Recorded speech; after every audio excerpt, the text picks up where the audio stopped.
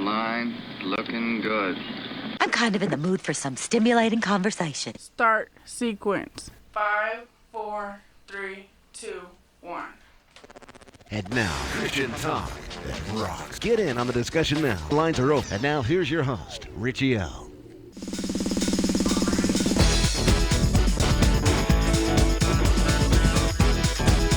Good Monday afternoon. Kind of a frosty Monday afternoon here in Austin, Texas. Icy.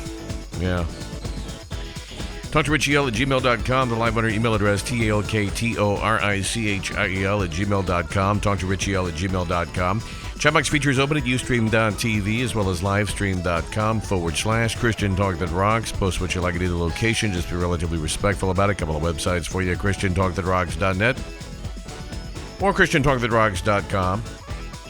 Also monitoring twitter.com/RichieL. That's the first Twitter account listed under the Twitter headings, located approximately a third of the way down the page at either christiantalkthatrocks.net or .com. You can do that with RichieL, direct message, follow along, none of the above. Also, about 3 websites or so where I've got podcasts or archives for you. One of those is aircheck.us, MP3 format, 64-bit resolution. One is Spreaker.com, that's like speaker with an R in it. And another one is Podomatic.com. By the way, this afternoon's show will be up at all 3 of those locations, Lord willing, here a little later on this evening. Also, the affiliate is Heart Radio USA, heartradiousa.org.net, but they were having problems. I don't know if it has to do with the weather because of the ice down here or what's happening, but I don't know that they're going to be streaming the show this afternoon. It's looking like probably not. Yeah, it's looking like not. But, you know, stuff happens. Loads to talk about, and I've got a guest coming on as well. Retired Colonel John D. Vernon is going to be joining the broadcast in just a little bit, and he has written a book. By the way, he's got an illustrious, just an amazing career in the military. But he has written a book called "Angels Watching Over Me: An American Story of One Man's Determination to Serve the Republic." And he'll be joining us in about 20 minutes or so to share with us his story and that book. And it should be very exciting. If you heard over the weekend, you may not, but maybe you have, because some mainstream media organizations jumped all over this, some didn't. So you may or may not have heard this. I don't know. I mean, the Oscars kind of dominated everything. But a terrorist organization out of Africa called Al-Shabaab. They released a video where they're calling on Islamic jihadists to attack malls in the UK, shopping malls in the UK, Europe, etc., Canada, and the United States. And they specifically named the Mall of America. That's supposedly the largest shopping mall in the United States. It's up in Minnesota, I believe. And this went out over the weekend. This terror threat, if you will. Now, the FBI is downplaying it a bit, but Jay Johnson of Homeland Security of DHS said, well, if you're going to be going to the malls, pay attention and be careful. Al-Shabaab threatens malls. Some in U.S. FBI downplays threat being reported by Faith Karimi and Ashley France, CNN. Terror group Al-Shabaab has released an online video calling for attacks on shopping malls in Canada, the UK, and the United States. There's no indication of any specific real threat against malls in the U.S., according to FBI spokesperson Rich Quinn. Now, the U.S. law enforcement official familiar with the situation also told CNN that there's no actual working threat against any mall in the country. Well, that we know of, I guess. And added that no one should avoid going to the mall because of an online threat. Al-Shabaab, an Al-Qaeda-linked terror group, apparently posted the video Saturday. The group talks about its September 2013 attack on a mall in Kenya, which many felt was like a trial run. The brazen 4-day siege left more than 60 people dead at an upscale mall in Nairobi. In its new video, Al-Shabaab calls for similar attacks on malls in the 3 Western countries. Al-Shabaab identified specific malls, but CNN will not list them unless they respond publicly. Quinn told CNN that you can go watch the video. It's out there. It'll tell you. But Quinn told CNN that there is no doubt Al-Shabaab would like to carry out an attack on a U.S. mall, but they are in a pretty weakened state. Of course, we were told that about ISIS about a year ago, but right. The bigger danger is their ability to inspire homegrown violent extremists inside the U.S. who might see this propaganda and decide to act, Quinn said. Excuse me. Do we believe al-Shabaab is sending operatives to the U.S.? No. The new threat against malls did not alter the threat level in the United States, Quinn added. Al-Shabaab's desire to conduct an attack is there, but their capability and access is probably not. This is more of a call to arms. Seeing the attention that other groups like ISIS and Al-Qaeda in the Arabian Peninsula are getting, they are ringing their own bell. Be careful, said Jay Johnson, the Secretary of Homeland Security, when he spoke on CNN on Sunday, saying if anyone is planning to go to the Mall of America today, they've got to be particularly careful. He went on to add that there is no credible or specific evidence suggesting a mall attack similar to the one in Nairobi is going to happen, but speaking about the potential of a so-called lone wolf attacker, Johnson said, I won't know about when the next bad actor is going to strike. There will be enhanced security at malls, but public vigilance, public awareness, and public caution in situations like this is particularly important, and it's the environment we're in, frankly, unquote. Short time later, Homeland Security Assistant Secretary Tanya Bradshaw told CNN that Johnson didn't say that they should not go to the mall. He told shoppers to be extra vigilant and that security was increased, unquote. I won't necessarily know about when the next bad actor is going to strike and try to murder several cops on a beat in Brooklyn or some other place. That's why I think we have to collectively engage communities where somebody may be inclined to turn to violence, build trust in these communities, unquote. While America said that it is aware of the video listing it as a potential target, and they've taken measures to step up security and brought in additional security folks, they claim. So anyway, that's the latest on that. And it could be smoke. I mean, it could just be, could just be hot air. But you don't know. That's the problem. You just don't know.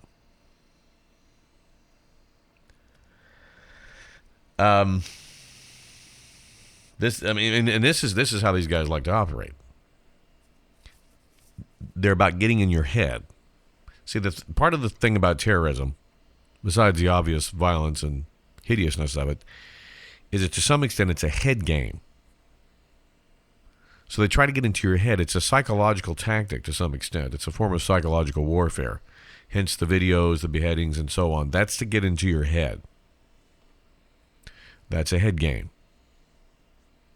Now, that's not to diminish or downplay anything that these guys have done. They've been doing horrific and horrible things. And there are mass graves with hundreds of people in them all over Syria and Iraq. Thousands and thousands of Christians and Yazidis and other Muslim minorities are dead. We're talking probably tens of thousands, really, because of these guys. Well, in some cases, gals. So this is not to downplay that, but it's simply to say that this is a major head game. That's what these guys are all about. So it's a form of psychological warfare as well. So I suspect over the coming days and weeks, they'll release some of these videos claiming that they're going to do something or encouraging people to do something, and something may happen and something may not happen. So it keeps you off balance. Again, the head game.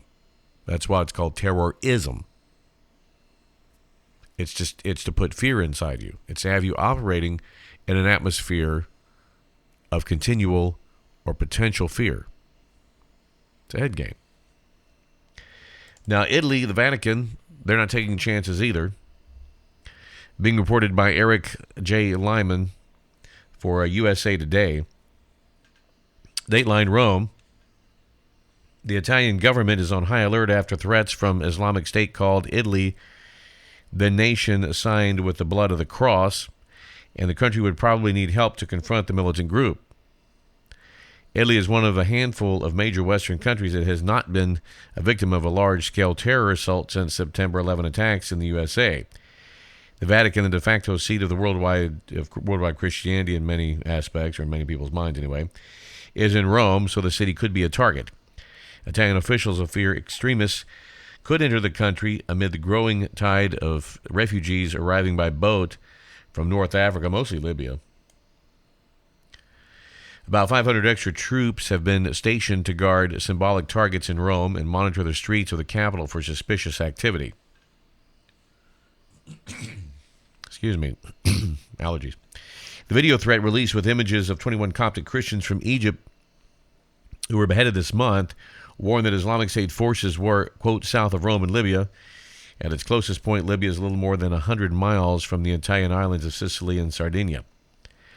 This comes 4 months after the Islamic State's propaganda magazine, The Beak, ran a cover photo of the militant group's flag flying above the obelisk in St. Peter's Square in the Vatican with the headline, "The Failed Crusade."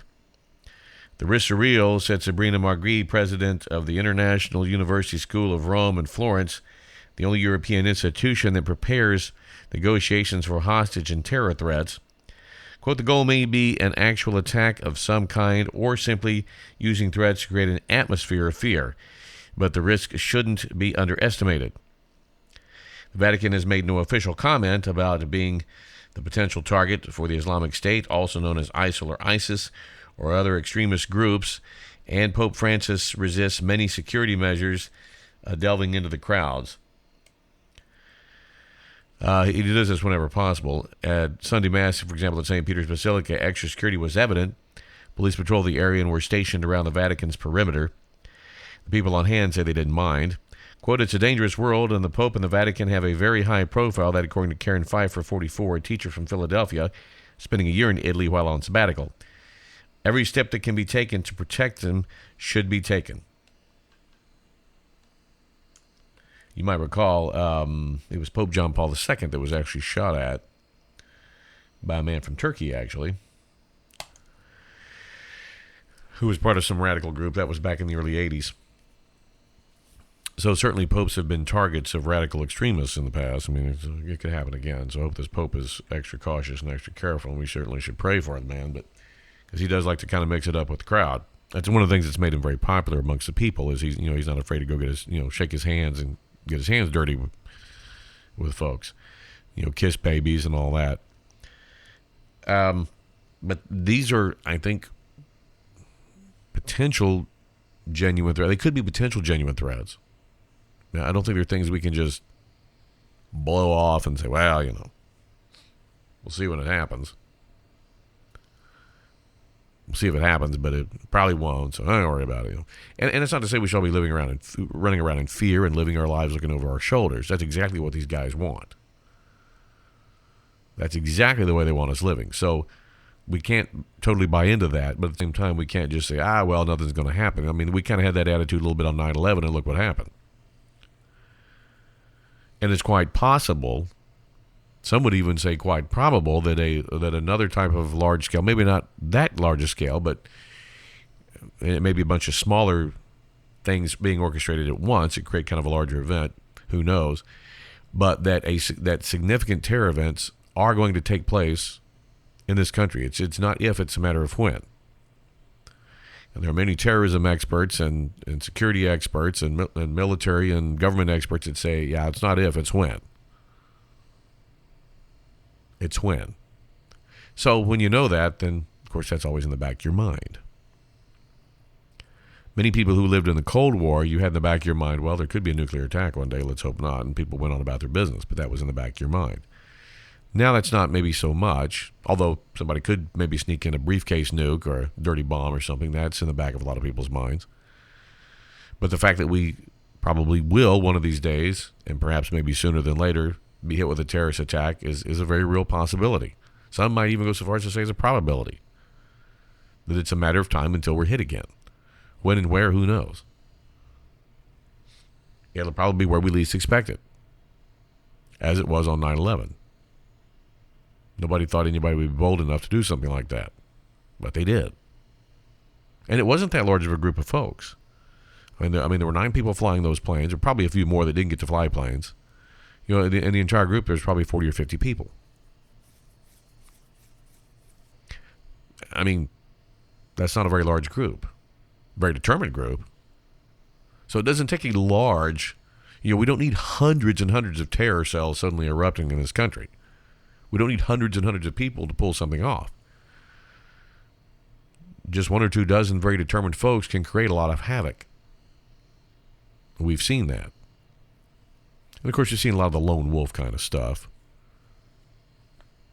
which is what we've had more lately. Since 9/11, we've had pretty much a lone wolf kind of stuff, or maybe a couple people doing something, but like there's our Nayab brothers doing what they did in Boston.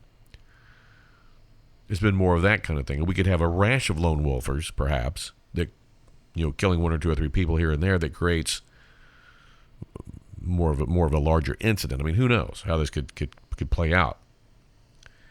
It doesn't help that we have incredibly poor southern borders. We'll talk about that a little later on in the broadcast. In fact, former Attorney General Greg Abbott, now Governor Abbott of Texas, was on one of the Talking Head shows. I'll play the clip later on in the show, but was on one of the Talking Head shows talking about, the 20,000 folks that are coming across our border.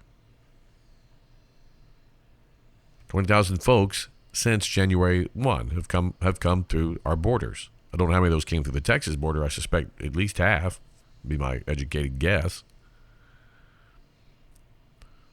But across the border of New Mexico, Arizona, and California, and Texas, which is about a 1,900 and some odd, just shy of 2,000 mile border, if you were to kind of straighten it out, because the Rio Grande kind of winds and bends. But that's a lot of border to protect. And it is quite possible, if not probable, that some folks who plan on doing us harm have already come through that border because it is so porous and easy to blend in with other darker skinned or olive complected people who are coming in from other parts of the world as well, mostly Latin America, but it'd be easy to blend in. Give themselves a new name, learn a little Spanish, and boom, they're in. This is a real probability.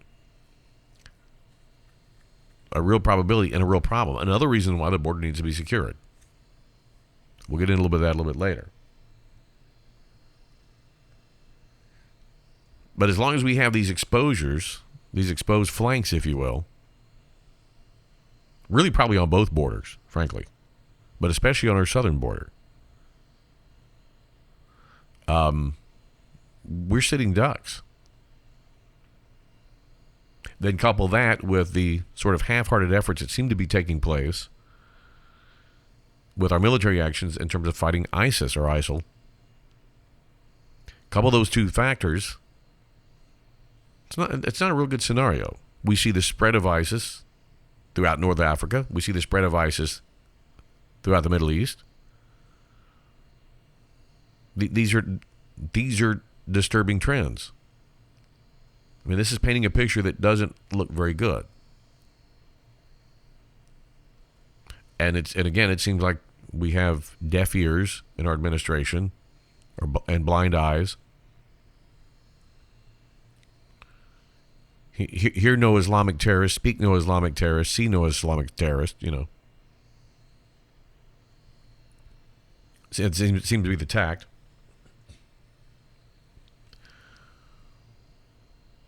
So this sets up even more frustration in people's minds and more fear, because it seems like we're sort of going at it in a half-hearted manner. We see more and more of these crazy videotapes of people being killed and executed and set on fire and on and on and on. And, of course, a lot of that is propaganda. I mean, I'm not saying that those things aren't happening. I think they really are happening. Some people are questioning some of that stuff. But I think it's, some of the conspiracy theories are saying, oh, it's all made up, it's fake. No, I think it's real. But the whole, it's all designed, the whole thing is designed, again, to get into your head. It's head games. So we have to be careful and not try to let it get too much into our head. I mean, we need to talk about it and be aware of it and not stick our heads, you can't go too extremes. You can't be an ostrich and put your head in the sand. But you can't sit there and mull on it night and day and worry about it and get yourself into a dither either.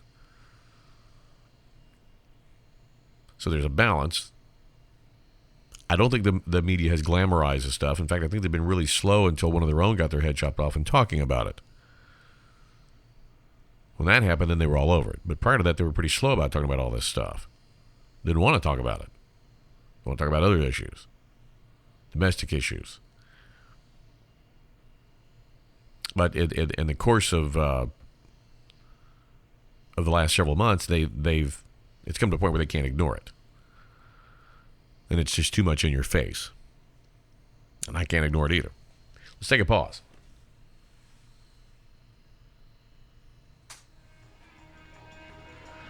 Coming up in just a few moments, our guest will be joining us, Colonel John D. Vernon. He'll be joining us with his latest book,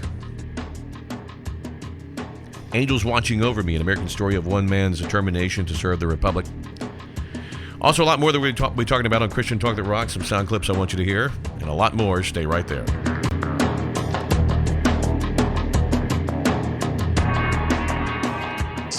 More talk continues next with Richie L. More Christian Talk That Rocks next. You know the Bible says God will guide us to be joyful in hard times, to love our enemies, forgive others, and a lot more. But there's a big difference between knowing God's Word and doing what it says. So, how do you get there? Find out in the daily devotional God Every Day by author Mike Lutz. See how applying God's Word in a practical way can bring miraculous changes in your life. God Every Day by Mike Lutz. Get it right now on Amazon.com. I've been reading a book that's full of adultery, murder, and intrigue. Pretty wild stuff, really. One chapter that's captured my attention chronicles the story of an army officer who had an affair with the wife of one of his soldiers. She became pregnant, and in an attempt to cover that affair, the officer arranged for her husband to be murdered. There's more to the story, but you'll have to read it in the Bible. That's right, the Bible. Perhaps you thought the Bible was a book about perfect people who never did anything wrong. You know, I used to think that too, until I discovered that God talks a lot about the bad and the disobedient things all of us have done, and He calls those things sin.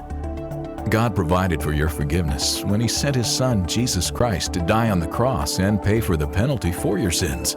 Jesus rose from the dead to give you eternal life. To learn how you can find forgiveness through Jesus, call 888-NEED-HIM. That's 888-NEED-HIM. And now another talk show host who acts like a big mouth know-it-all, Richie L.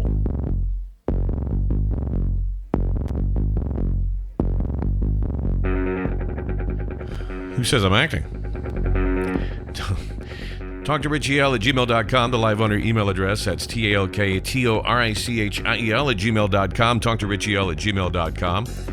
Those chat box features are also open at Ustream.tv as well as livestream.com/Christian Talk That Rocks. Post what you like to the location. Just be relatively respectful about it.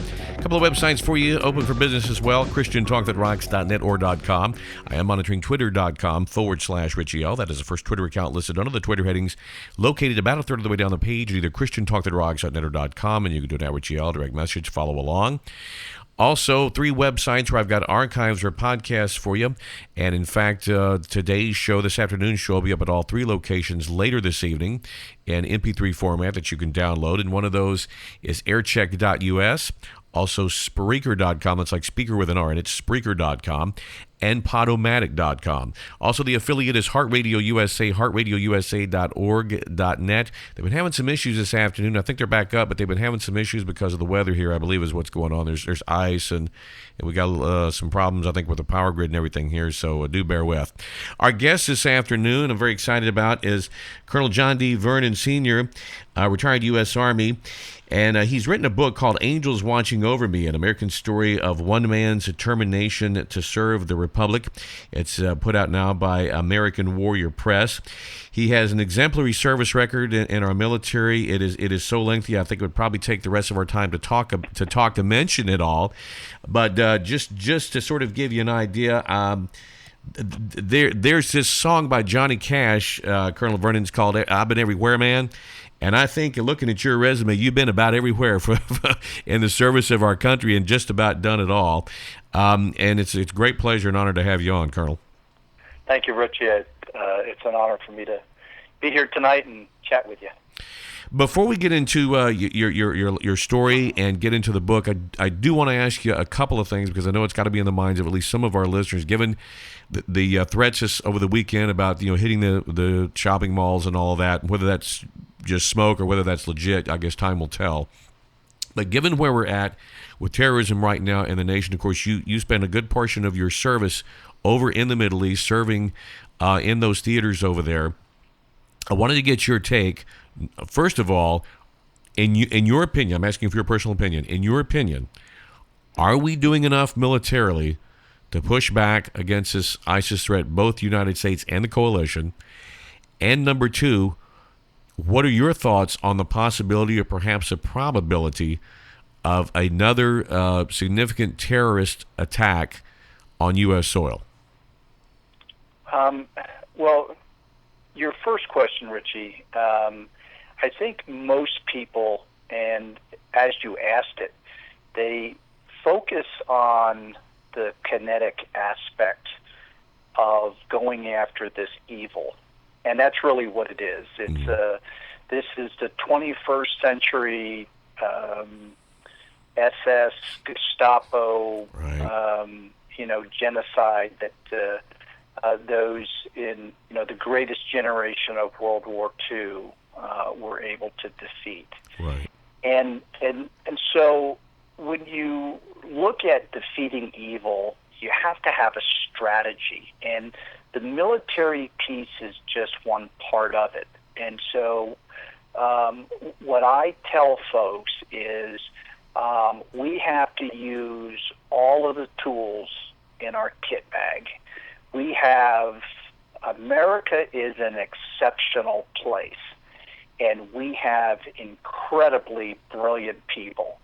And so we need to tap into the cyber piece to deny them the ability to broadcast and to have stable platforms on Facebook and Twitter. We need to go after them financially. We need to cut off those streams of revenue, such as the black market oil fields and refineries, which is how they're able to raise money. We need to lean very heavily from a State Department diplomatic standpoint. We give billions of dollars every year to countries that hate us. Right.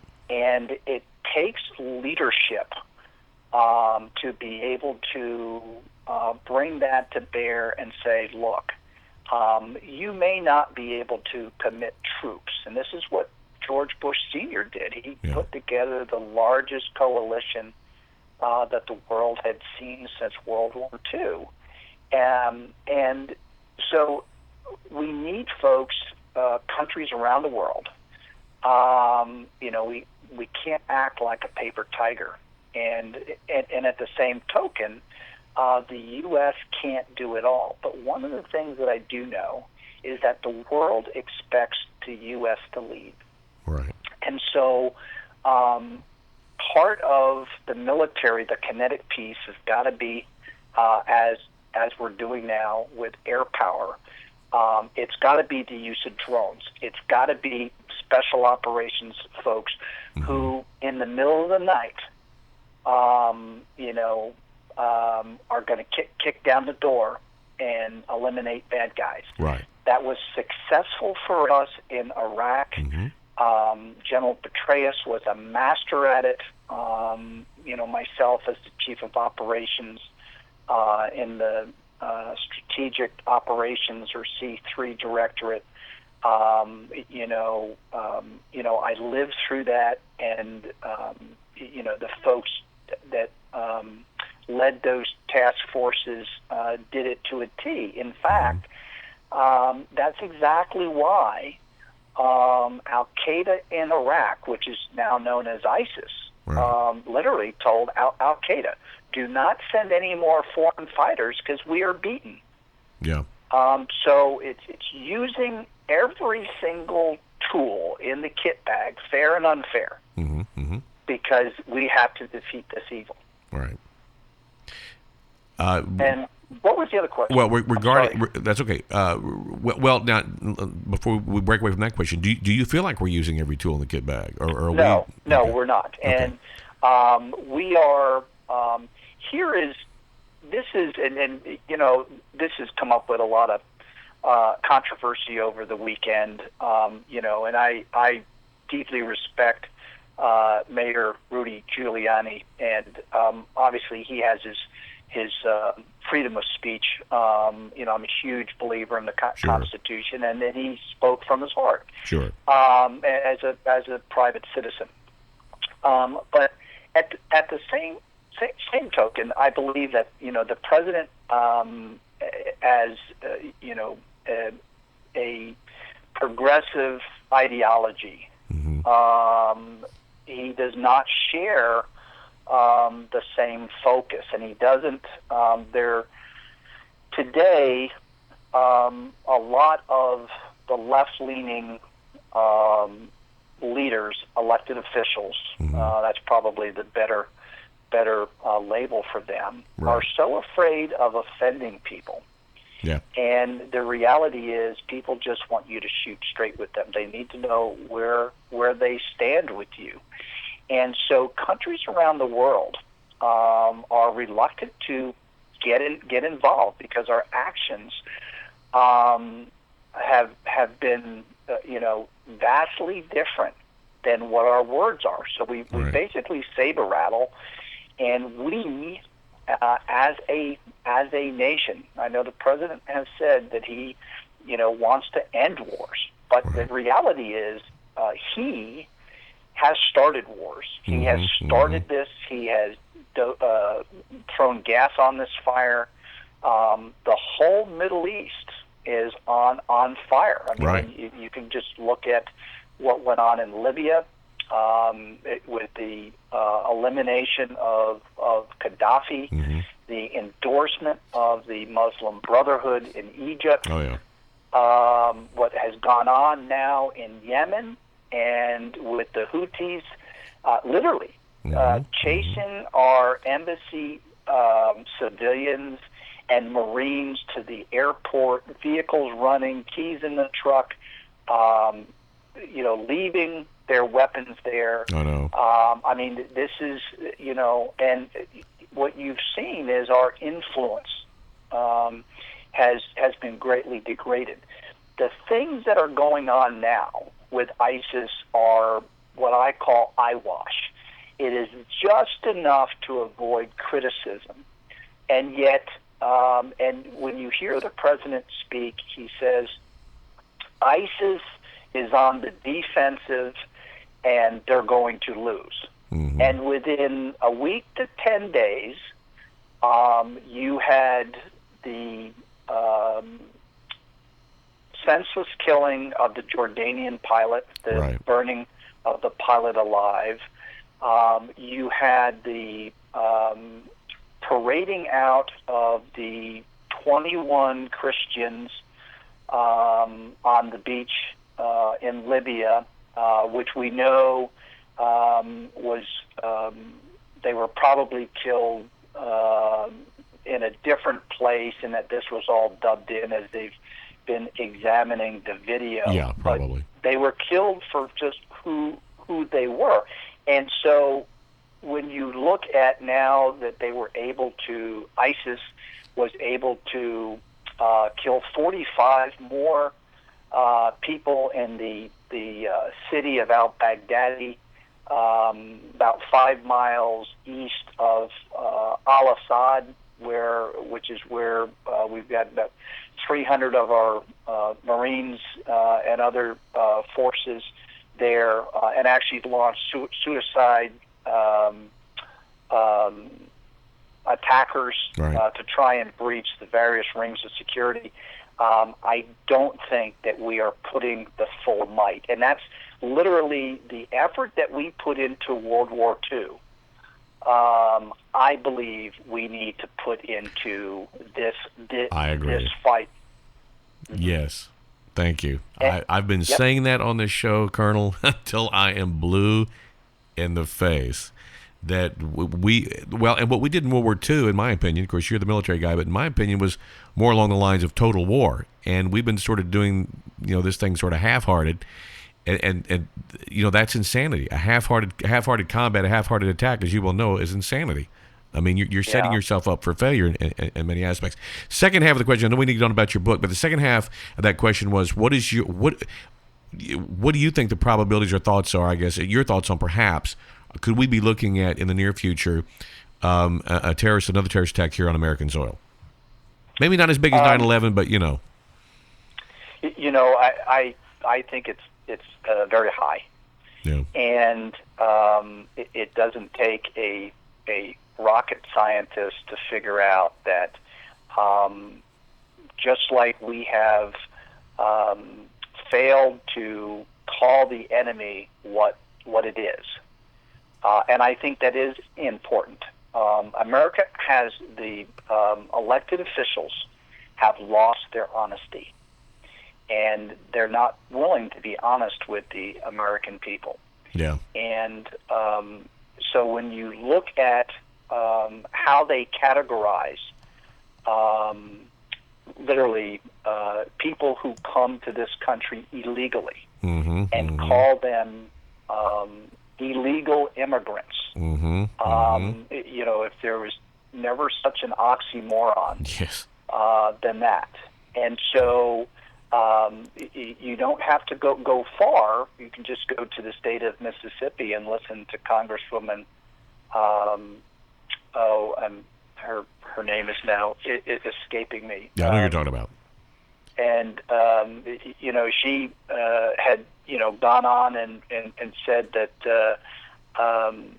the border is totally secure. That the president has spent $110 billion, and this was just a misunderstanding between the Republicans and Democrats. And I beg to differ with her because the border is wide open.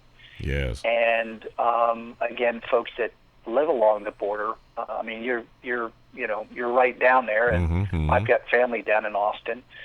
But because we can't secure ourselves, and we are literally we've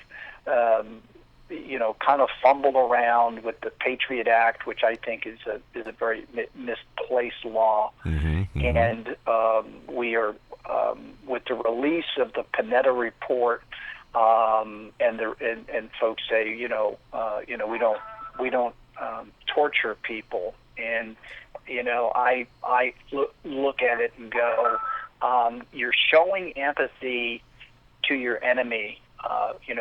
Those of us that have been in the military and gone through survival, escape, resistance, and evasion training, there's a hell of a lot more that's worse than waterboarding. Absolutely. And so because we have no human intelligence, we are so behind the power curve. We are literally, the next attack will happen, and they'll be pointing the finger at the intelligence services and wonder, how did this happen?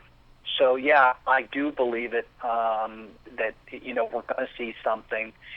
And the last comment that I would make is, biblically, there's prophecy about the Antichrist. Right. And so many people turn to, and they say, was it Adolf Hitler, or was it, is there someone to come in the future? And I firmly believe that it's not a being. I think it's a thing, and the thing is ISIS. Yeah. And so, for those that call this a holy war or war on religion, I don't believe that. Yeah.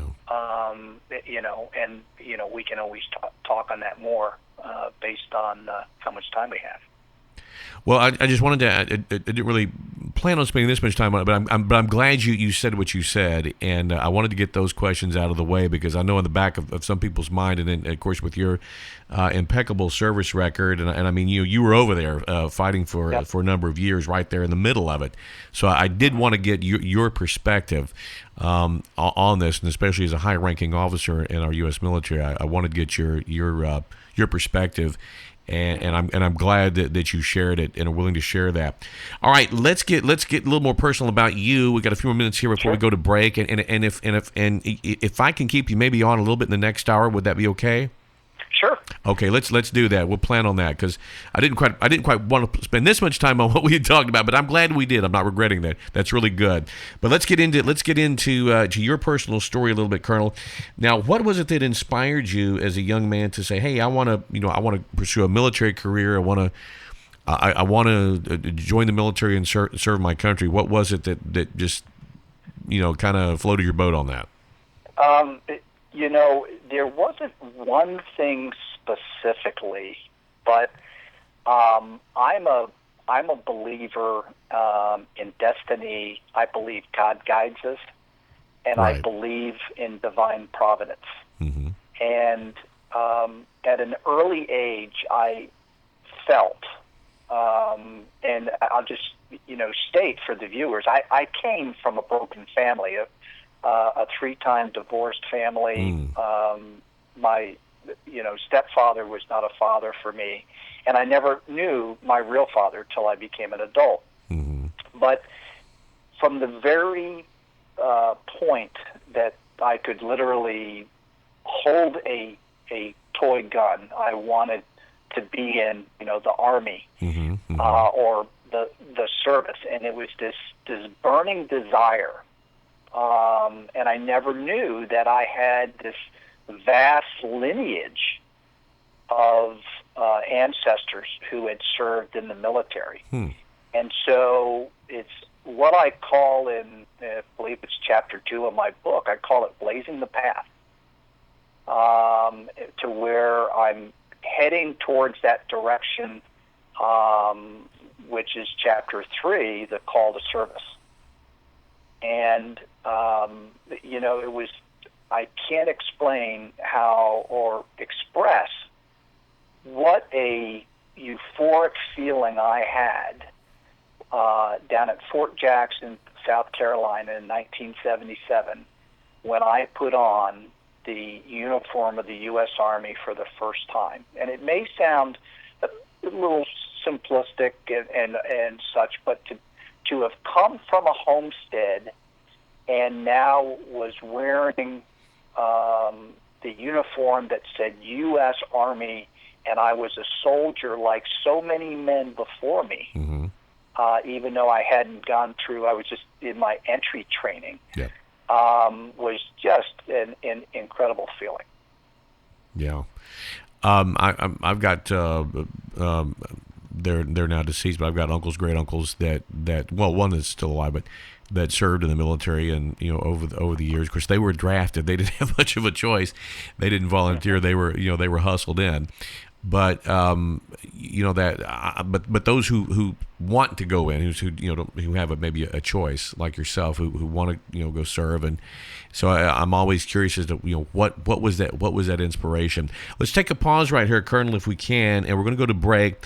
And when we come back, we'll pick up talking about your book, Angels Watching Over Me, an American story of one man's determination to serve the Republic, put out by American Warrior Press. If you have any questions, thoughts for our guest this afternoon, Colonel John D. Vernon Sr., retired U.S. Army, please share those, and you can send me an email to live on air email address. That's talktorichiel@gmail.com. talktorichiel@gmail.com. Chat box feature is also open for you at ustream.tv as well as livestream.com/Christian Talk That Rocks. Post what you like at either location. Please be relatively respectful about that.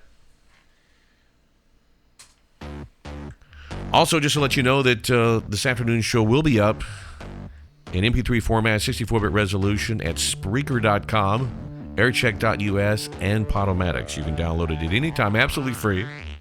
Totally free of charge, any of those places. We've got more Christian Talk That Rocks headed your way. Stay right there.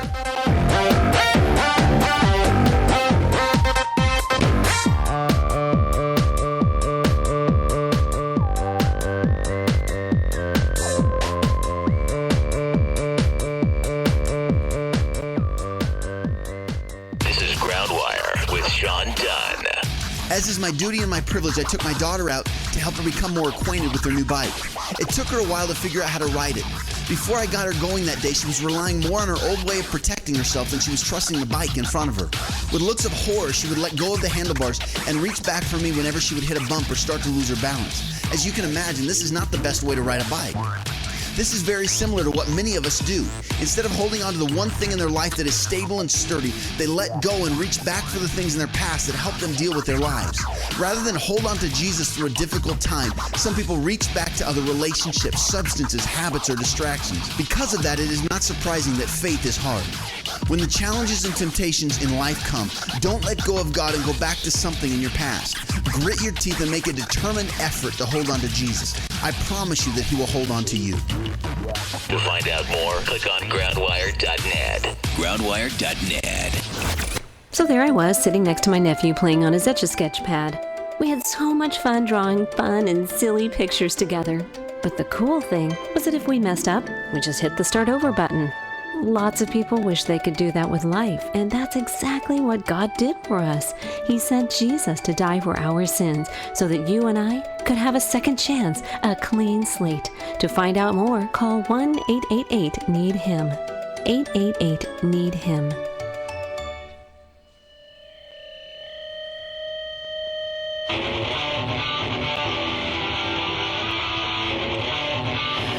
You're listening to Christian Talk That Rocks internet radio show. Hopefully you're having a good afternoon and staying warm wherever you go. We got ice here. A little bit of ice in the Austin, Texas, Central Texas area. That's okay. We're pushing forward. Still up and everything's still running. Electricity hasn't gone out yet. Talk to RichieL@gmail.com is a live on our email address, TALKTORICHIEL, talk to RichieL@gmail.com. Chat box features open at Ustream.tv as well as livestream.com/Christian Talk That Rocks. Post whatever you like in either one of those locations. Please be relatively respectful about it. A couple of websites for you, ChristianTalkThatRocks.net or ChristianTalkThatRocks.com. I'm also monitoring Twitter.com/RichieL. Also, shout out to Daniel, who posted something there on Twitter. Thank you, Daniel, for that. Giving a heads up on a news story, actually, is what that was, but that's cool. Also, we've got 3 sites where I've got archives or podcasts stashed for you. One of those is aircheck.us in MP3 format, 64-bit resolution. Also, Spreaker.com, Spreaker, Spreaker.com, and Podomatic.com. That's the newest one. By the way, if you have the iHeartRadio app, Spreaker.com is supposed to be plug and play. All of the previous shows or episodes of Christian Talk That Rocks that are up there, the radio show, you can download those absolutely free. And it's supposed to be plug and play with the iHeartRadio app. I don't have the app, so I don't know how well it works, but they claim it works great, so give it a shot and let me know. Also, the affiliate is Heart Radio USA, heartradiousa.org.net. They have been having some issues today. I think it's because of the weather, where they're located a little bit north of where I'm at, up in another county, but they are having some off and on difficulties. I think they're up now, but if it drops out, I do apologize, but I think it's the weather happening there because they're getting more ice than we are down here in Austin.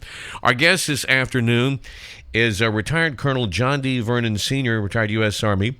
He has a book, Angels Watching Over Me, an American story of one man's determination to serve the Republic, and it's out by American Warrior Press. And Colonel Vernon, American Warrior Press publisher, that's actually your publishing arm, is that correct? It is. Okay. It is. And I started that company, and it's a total nonprofit.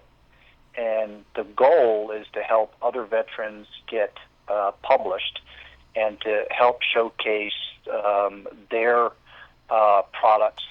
And then any monies that we would make would go to buying track chairs for disabled veterans, as well as to make contributions to the Fisher House, which supports the families of our wounded veterans who have served this great nation. That's wonderful. And what's the website? It is AmericanWarriorPress.com. AmericanWarriorPress.com. So you can check that out while the Colonel and I are talking. All right, let's get into your book. Titled Angels Watching Over Me, an American story of one man's determination to serve the Republic. I'm going to guess that given the different places you've served and perhaps the potential tight spots you found yourself in, you've had angels watching over you. And, I've heard stories, I've interviewed over the years a number of people who've actually fought in the Middle East and in other, and Vietnam War vets and who fought in other types of wars and conflicts. And they will often tell about or what they believe were supernatural events where they felt they were supernaturally protected. Them and sometimes the guys around them were supernaturally protected. They were in a tight spot there's no way they should have gotten out of, but they got out of it some way or the other. And even to the point of seeing sometimes enemy combatants get this horrified look on their face and sling down their weapons and run. They're looking around like, okay, what did they see that we didn't? So I've heard and read and interviewed folks with those kinds of stories. Talk to us now about your, the book and what, first of all, I guess what inspired you to ultimately write the book, and then your experiences. Ultimately, it was many years of people encouraging me, having listened to me, whether we were sitting around a coffee table or out on the back deck, or just listening to my wife and kids talk, and then I'd get drawn into a conversation, as well as when I was on the Senate campaign trail. Right. People, said, John, you need to write a book. This is just, this is fabulous, stuff that you need to document. And secondly, I did it for my children. I've got two fine adults. My son just recently graduated from the University of Texas there in Austin. Oh. And my daughter is out in Napa. She and her husband are out in Napa, California, and she's also a college graduate. But they have just been such, inspiration to me. And so I finally said, there was never a legacy for me. I never. It's kind of hard, and I think a lot of young people can appreciate this. It's hard to know where you're going unless you know where you came from. Exactly. And I never had that. In fact, chapter 1 is Secrets of a Dysfunctional Family. And but the journey for me to find out was not only rewarding for myself, but also for my children, and going back to an earlier point that you had talked about relatives in your family having served in World War II and such. I actually discovered that the Battle of Monmouth during the Revolutionary War was fought on our family farm. Oh, wow. And that in every conflict that this nation has been in, with the exception of Vietnam, my family has participated. And so I wanted to document that because one of the things that folks who read my book, it's not all about me. It's, it is heavy about my family, and I'm a huge believer in the traditional family. Right. And my wife and I had been married 35 years. Congratulations. And thank you. And my son also served in Iraq with me at the same time, and different places. And he actually did 48 months in Iraq, and he's a fluent Arabic speaker. That's what he studied at U of T there in Austin. He picked up Arabic studies and a minor in language. And so I look at that and I go, I have given my children a product where I talk about my growing up, the lineage of my family. I talk about chasing God.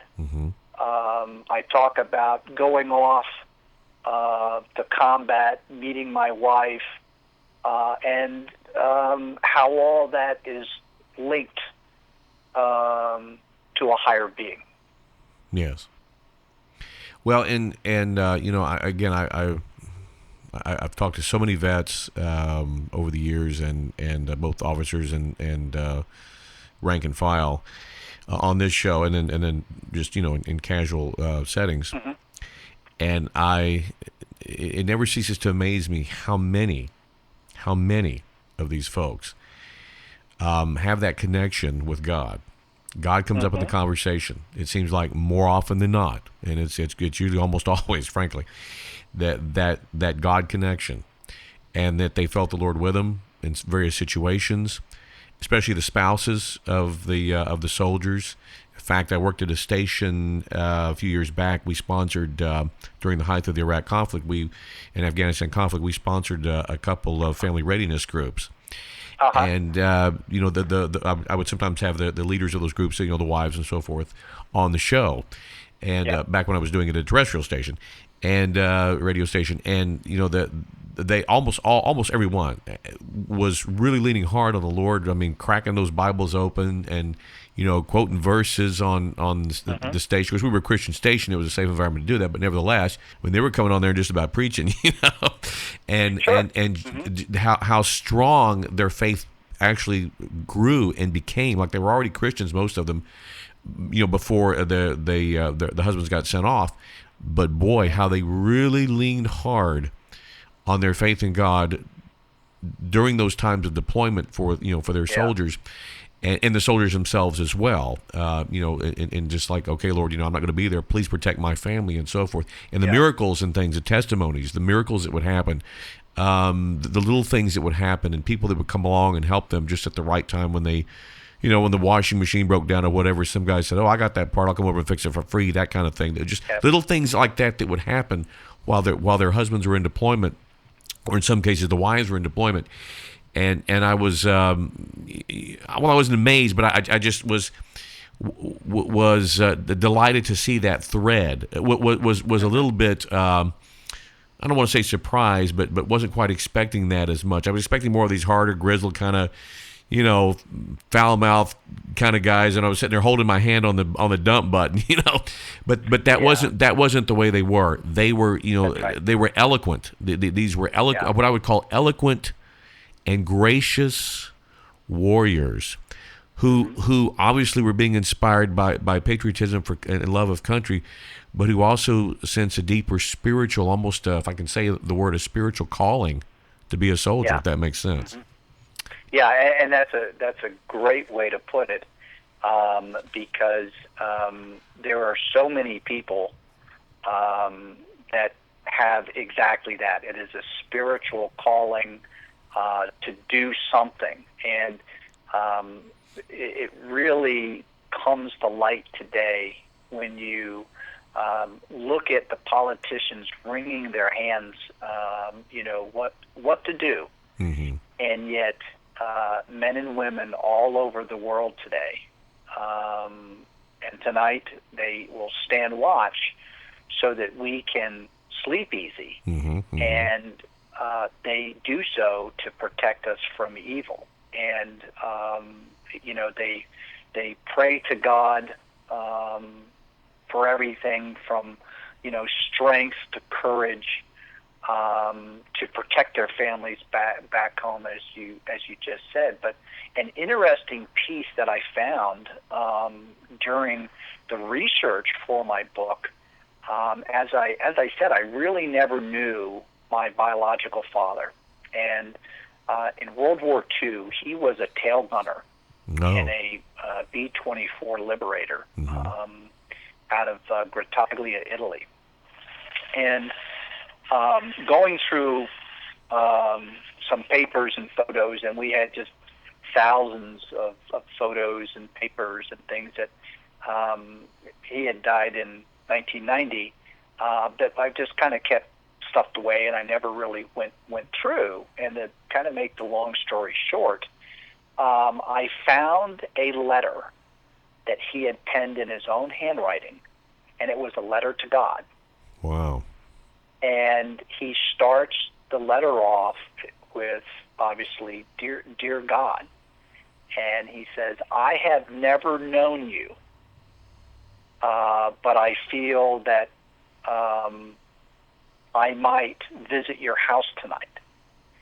And, of course, he's talking about the possibility of being killed. And he's obviously scared. He's a young man. And he said, I was told that you didn't exist. And yet the other night, when a piece of shrapnel tore through the skin of our aircraft, I was able to look up into the heavens, and I knew that you were real. So if I knock on your door tonight, God, will you welcome me and shake my hand? Wow. And there's some more words to it, but Wow. he ends up, he hears the alarm for them to scramble to their aircraft, and he goes off on another mission, and he ends up completing 48 combat missions over a period of about 8 months. And so where, many of these large aircraft didn't make it back. Yeah. And so the whole, that's part of the story of angels watching over me. Yeah. And some of those I've read stories about some of those air raid runs in World War II, those bombing raids, and some of those things they were like suicide missions. I mean, some of those guys knew their chances of coming back, or at least coming back in one piece, was almost zero on some of those runs. Yep. And those tail gunners especially, my gosh, those guys are sitting ducks too a lot of times. So that's amazing. Yeah.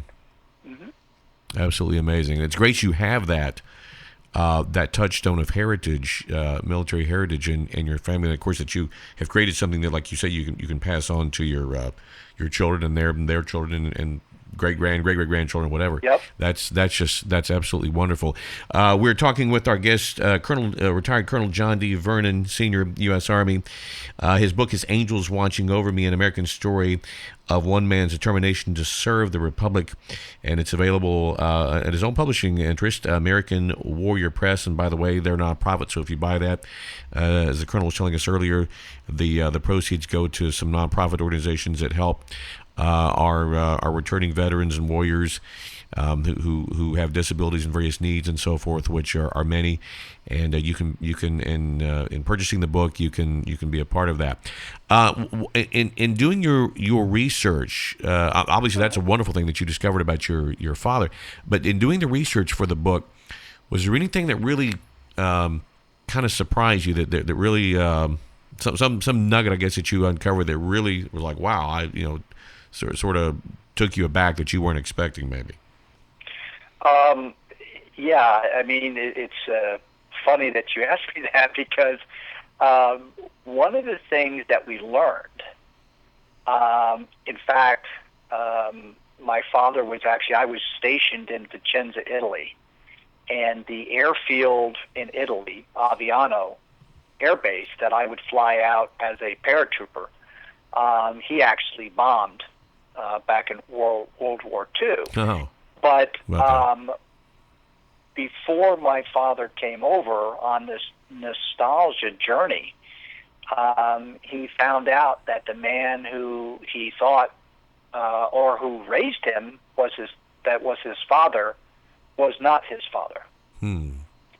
And so at age 66, it was a very hard thing, as to learn after both his mother was deceased, my grandmother, and the man he thought was his father. And so we kind of learned that together. But more importantly, I think one of the things that I learned about him, and it's helped me, is he was always a very positive man. He didn't have a lot of accomplishments. He never graduated high school. He actually left high school early to join the military, as many men did. Right. But he had an incredible work ethic and an incredible survivability and love of family. And he, never had a lot, but when people would visit, he would, open up the cabinets and he would give. So I saw him as a very giving man, and I think that's the Christian ethic of providing, even when he didn't have. He would give people, a meal or, break out something, and it was that hospitality piece. And I saw that as, a lot of that is missing today. Yes. We spend a lot of time fighting each other. Mm-hmm. And when I am traveling around speaking, and one of the things that I try not to preach, but I try to bring people back to the real heart of their faith. Mm-hmm. And one of the things that I say is, out of the book of Genesis, I said it's very simple, that God created man in his image, obviously gender neutral. We're also referring to woman. Mm-hmm. Mm-hmm. And that when you look in the mirror, what do you see? And of course, it's a rhetorical question, because if the person is following me, they are potentially looking at God, because God can appear in any image. True. And that when you look at others, do you also see God? And it leads me further into the Gospel of Luke, chapter 18, verses 35 to 43, and the story of Bartimaeus, the blind beggar. Mm-hmm. And while Bartimaeus calls out to Jesus as he's going to Jericho, that he wants his sight, and of course Jesus says that your faith has given you sight, and so because of the loss of faith that so many people have abandoned today, Mm-hmm. They simply can't see the goodness in the world, and they've become self-centered. And this is just my view Sure. of it, and I actually talk about it in the book. Sure. And how if you're able, you are going to be that blind Bartimaeus if you don't embrace your faith, and that once you do, you'll realize that God is with you, is right there alongside of you, and that has been something that from very early on I felt that, and I actually grew up with a very heavy religious background.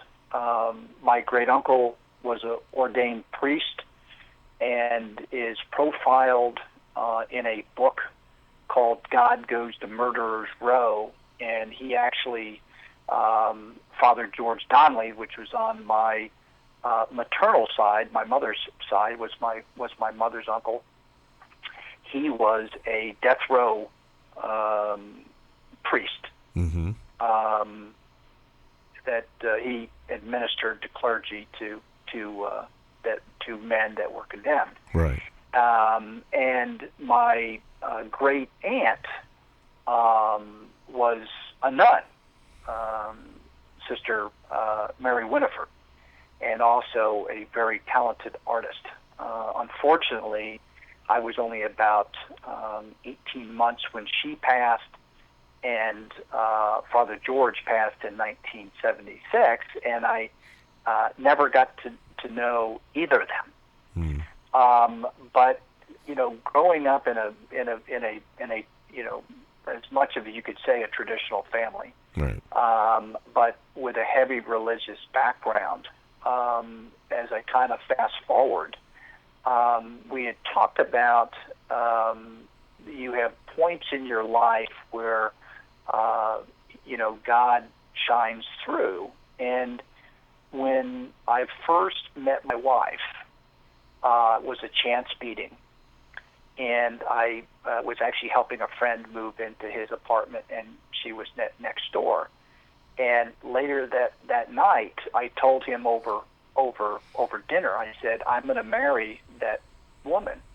I said, and he thought I was out of my gourd. And I said, no, I she is the one. Yeah.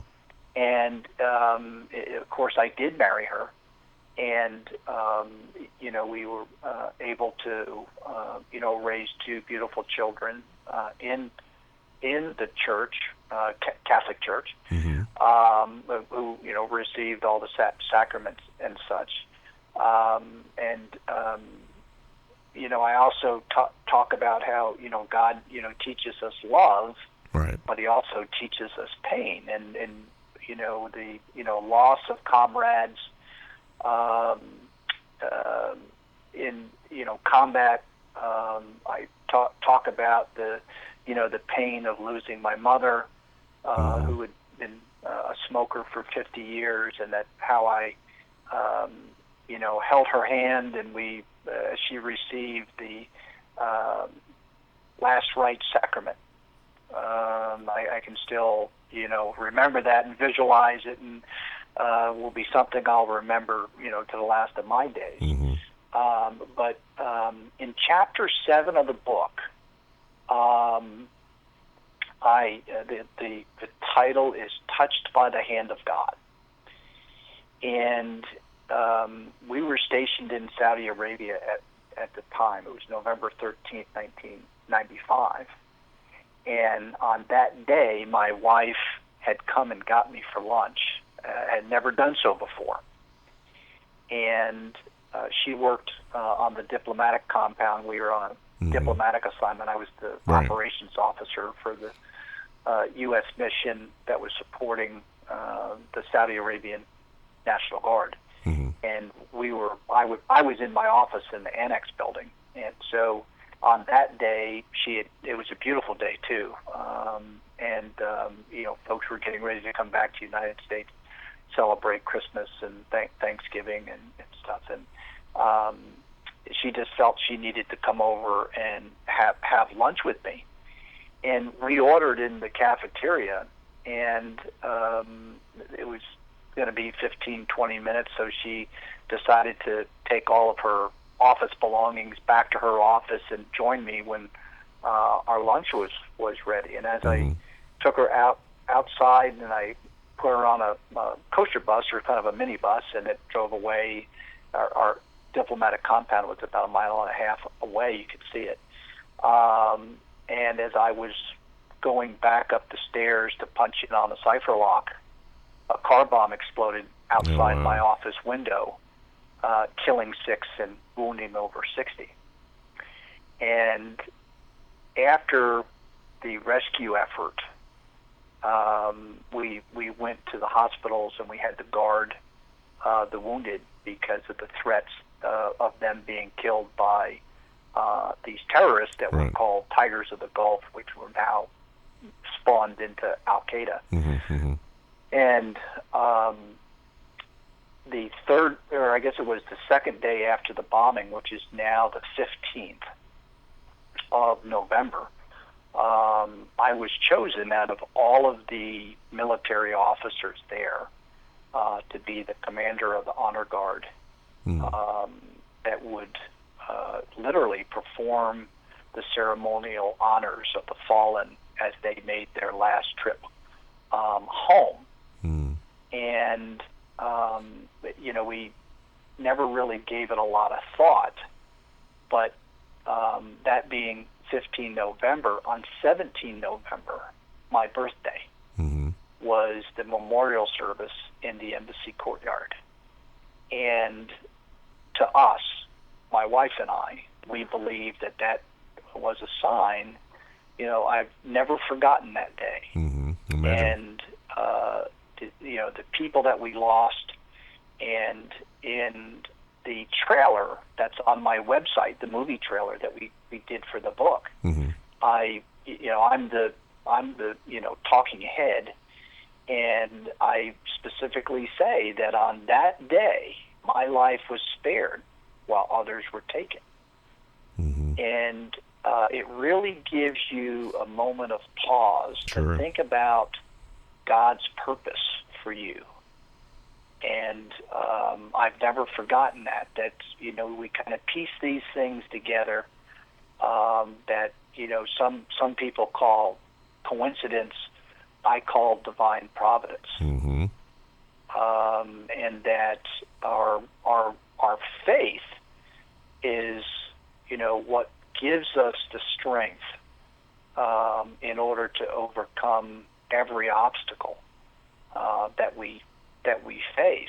And this again goes back to, the question: do you have your eyes open, or do you have your eyes closed? Are you the blind Bartimaeus or not? Right. Yeah. That's very true. That's very true. Well, it sounds like you were obviously the Lord had a greater purpose for you, and you were divinely protected for divine appointment. It appears, and again, I hear so many of these kinds of, and I've read about, of course, even in history, but so many of these kinds of stories, even in my own family, frankly, from folks who, by all rights, shouldn't be here, but they're here, or they were here. I mean, most of them have passed on now, but I would hear those stories as a kid, about how they were in these tight spots, and they made it out with nary a scratch, and you think, wow, that was that had to be a God thing. I know I had an uncle that was in. I think he was either lieutenant or captain at the time, but it was in Vietnam, and he actually was not in a forward position. It was actually more of a rear position, but the forward position got run over, and they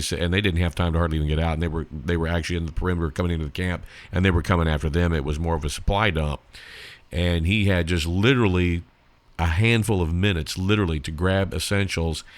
And they said a plane with a bunch of officers actually was going to be landing on the strip. It was not your traditional transport plane, but that was the only way they could get them out. They said we're going to detour it. It's going to hit the runway. You've got just enough time to, pretty much throw a helmet on, get your clothes on, get on the plane, and that's it. You're gone. You're leaving everything behind. Yep. So they were scrambling, and of course they were under fire, and taking fire. And in fact, he even saw a couple of bullets winging into the plane, and his plane was mostly full. The way he told the story was sort of humorous in a way, but it was full of brass. And here he was, just hadn't even showered, and out there sweating in the jungle and what have you. Yep. And they're jumping on this plane, but there were guys that didn't make it. Some of his comrades were dropping around him, and he's like, and he's just running, and he jumps on the plane, and he's trying to get, they're all trying to scramble on. He's trying to get his buddies on. Of course, being an officer, he's trying to get the enlisted men on first, and come on, and he's actually hearing the bullets whizzing around him, just whizzing past his ear. He knew he was a target, and he gets on the plane, and of course the plane makes it, and they land safely. The story ends for him okay. But he thought he was a goner there more than once. In fact, he refused to ever fly a plane after that. Once he got out of the military, he refused to fly in an airplane for the rest of his life. Yeah. But what was interesting is at that moment that he was under that attack, my grandmother, his mother, felt an urge to pray, and I can't. And he later became a pastor himself later in life, but I can't help but believe that that is what literally saved his skin, saved his hide. And some of those around him, that's why he survived it. That's why he lived. So I've heard so many of these kinds of different, just these kinds of stories and on and on and on. We're up against the clock. Colonel Gosh could keep you on for 2 hours. hearing these stories and picking your brain about things. But we've got to wrap it up here. But before we let you go, share with the listeners how they can get hold of your book, Angels Watching Over Me, an American story of one man's determination to serve the Republic. They can either go to my website, AmericanWarriorPress.com. It's also on Amazon, both in print as well as Kindle. Those are the two best places, and I'm grateful for those that purchase it. I hope you're inspired, and I hope that it will change people's lives. Thank you so much, Richie, for having me on. I'm sure that it will. Thank you for taking time out of your schedule to come on the show. And I do want to stay in touch. I'd like to get you back on and maybe talk a little bit more about some of the things that we initially began our conversation on, because obviously with your service, and by the way, thank you very much for your incredible service to our nation. Given that you were right there in the midst of it all, in the most recent conflicts in the Middle East, would love to get you on to get more perspective about that in the very near future. So let's stay in touch. Okay, I'd be very honored to appear again, and just let me know. Absolutely. Thank you, Colonel, so much for your service, and God bless. Same to you. Take care, Rich. Bye-bye. And we've got more Christian Talk That Rocks headed your direction, coming up in just mere moments.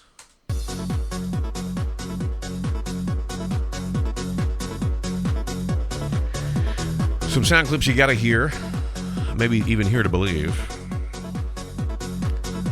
Actually, according to one talking head, the gentleman that I just had on, and probably myself included, basically we're terrorists. I'll let you know what that's about. Yeah, I know. That and a whole lot more as Christian Talk That Rocks rolls forward. Stay right there.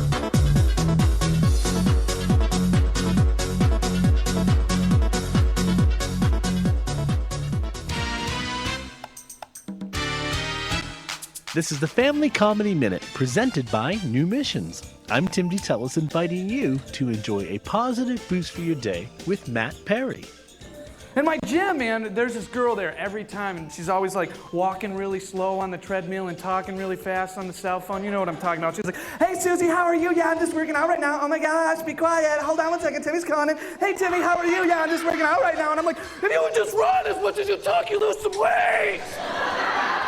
Our gym actually has out-of-shape, overweight personal trainers. When I go to work out, I don't want a fat guy telling me how to do it. It obviously didn't work for him. Want more laughs? Visit FamilyComedyRadio.com. That's FamilyComedyRadio.com. I'm Tim D. Tellis, president of New Missions. Have a great day. This is Groundwire with Sean Dunn. I really like bumper stickers. Although I don't have any on my car, I absolutely love reading the ones on other people's cars.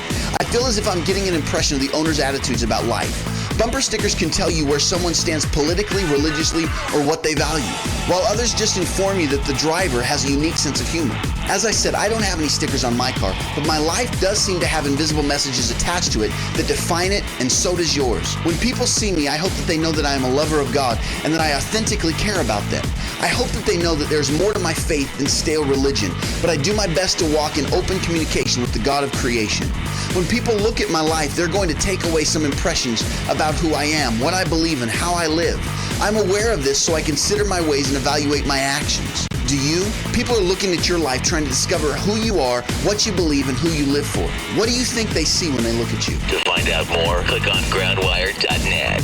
Groundwire.net. Chances are you've heard the saying, when you reach the end of your rope, tie a knot and hang on. Whatever the end of your rope looks like, a failed relationship, a tragedy that rearranges your life, or a grinding weariness that makes life a meaningless monotony, losing our grip can be a good thing if it leads you to trust in the one who is greater than you.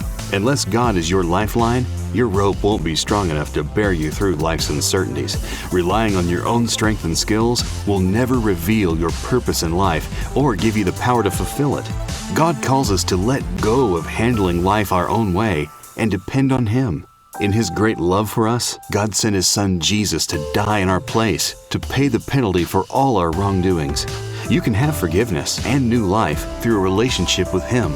Let Jesus be your lifeline today. To learn how, call 888-NEED-HIM. That's 888-NEED-HIM. Everybody online looking good. I'm kind of in the mood for some stimulating conversation. Start sequence. 5, 4, 3, 2, 1. And now, Christian talk that rocks. Get in on the discussion now. Lines are open. And now, here's your host, Richie L.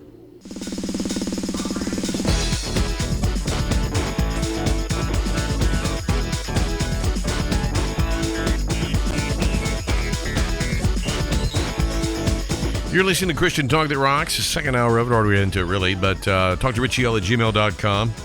Excuse me, is a live on our email address. That's TLKTORICHIEL@gmail.com. Chatbox features open to Ustream.tv as well as livestream.com/Christian Talk That Rocks. Post what you like. Need a location. Just be relatively respectful about it. Let's see, a couple of websites, christiantalkthatrocks.net.com and monitoringtwitter.com/RichieL. That is the first Twitter account listed under the Twitter headings, located about a third of the way down the page, either christiantalkthatrocks.net.com. You can do that, RichieL, direct message, follow along. By the way, shout out to Enya. Also, let's see, 3 sites where I've got archives or podcasts for you, and this afternoon show will definitely be up there later on this evening, and that'll be at Podomatic.com, aircheck.us, and Spreaker.com. That's like speaker with an R. It's Spreaker.com. Get an MP3 format, 64-bit resolution. By the way, if you have the iHeartRadio app, that's, of course, an app that you get from Clear Channel Radio. I'm not affiliated with them, by the way. But Spreaker is designed in such a way that apparently if you do have that app, it's plug and play to listen to things on Spreaker.com. Just a heads up, if you do have it, you don't need to get any new apps. It'll work on Spreaker. That's what Spreaker claims. I'm not claiming it. That's their claim. Try it out. Check it. If there's an issue, let me know. And I'll quit plugging that, but I'll plug it until I hear otherwise. Also, the affiliate is Heart Radio USA, heartradiousa.org.net. Usually simulcasting this show live every Monday through Thursday, 46 Central, 5 to 7 Eastern. Coming up Wednesday afternoon, our good friend Don Sylvester will be joining us to discuss financial and economic issues, all from a Christian perspective. Again, that'll be in the first hour of the broadcast, so you don't want to miss that. If you notice, the stock market hit some record territory last week for the first time, well up above that $18,100 mark. 100 points mark, rather. And so he'll probably talk to us about some of that and some other issues going on. And Greece is looking kind of shaky over there. And could that affect the rest of the European markets if Greece says, heck with it, that's it. We're starting from scratch here financially, and so too bad Euro and too bad Germany. We're not paying back and whatever, and doing their thing. How could that ripple through the European market, and then how could that affect us? And then could that be a tipping point to push us back towards more of a deeper recessionary issue than what we're already dealing with? Anyway, we'll get into some of that maybe with Don. We'll ask him those questions. That'll be in the first hour of the broadcast coming Wednesday. Also Thursday, we've got an ex-pro wrestler who is going to come on and share with us his testimony. Our Mark Smith's going to be on. He's going to be sharing with us his testimony. He and his wife about some medical miracles that they experienced. So that'll be Thursday, also in the first hour of the broadcast. So don't miss that. That's all coming up this week, as a matter of fact. CNN, one of the talking heads on CNN, and I'm going to let you hear this clip, but being reported by truthrevolt.org, CNN's Costello says American right wing more dangerous than ISIS. On CNN, this was I think a Friday. Host Carol Costello was discussing the president's summit on extremism and made the startling comment, citing a DHS report. Costello claims that authorities are concerned about right-wing citizens, extremists. Tea Party types, and probably folks like the colonel that we just had on, Great American Patriot. People just get a little too zealous. She goes on to add that they might be more dangerous than foreign groups. Of course, shouldn't give any examples. Let me let you hear the clip. Again,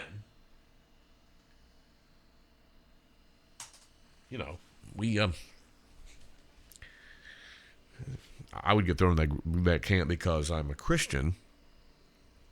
and I'm a constitutionalist, but ISIS isn't the only threat for Americans. According to an intelligence report by the Department of Homeland Security, authorities are also concerned about right-wing citizens extremists right here in the United States.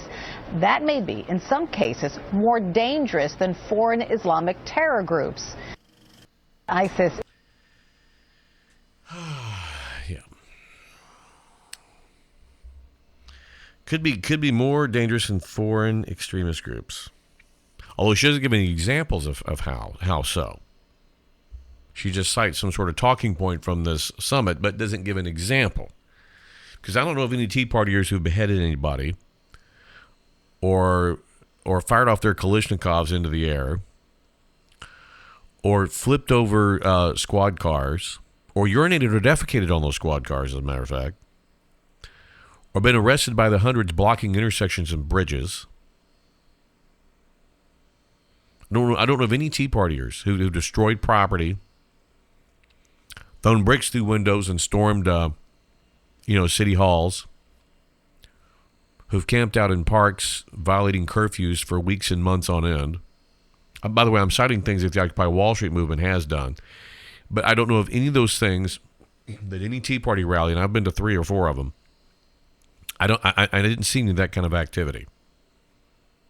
I saw very well-behaved crowds. I haven't heard of any. I'm not aware of any Republicans, or of course, not all Republicans I necessarily consider right wing, but I haven't heard of any Republicans running around shooting things up. Shooting up the political offices of their rivals. Any of that. But apparently, somehow or the other, she thinks, and apparently some of the summit think, that if you're a Christian,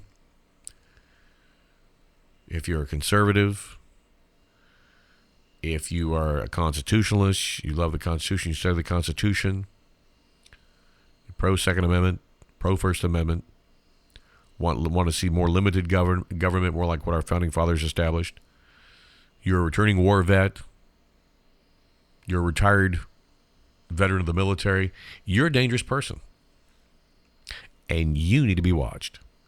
You are, in their minds, are about as dangerous as ISIS. Even though you haven't burned anybody alive in a cage, even though you aren't raping and torturing women, even though you aren't beheading little children, even though you aren't firebombing things and throwing Molotov cocktails at cops while you're rioting in the streets, and defecating or urinating on squad cars, and trashing out city parks, even though you're not doing any of that, the potential is there that you could be more dangerous than ISIS, or about as dangerous as ISIS, even though you haven't done any of that stuff. And of course, she fails to give any examples of how. And this is the kind of irresponsible, inflammatory garbage that comes out of the mouths of so many talking heads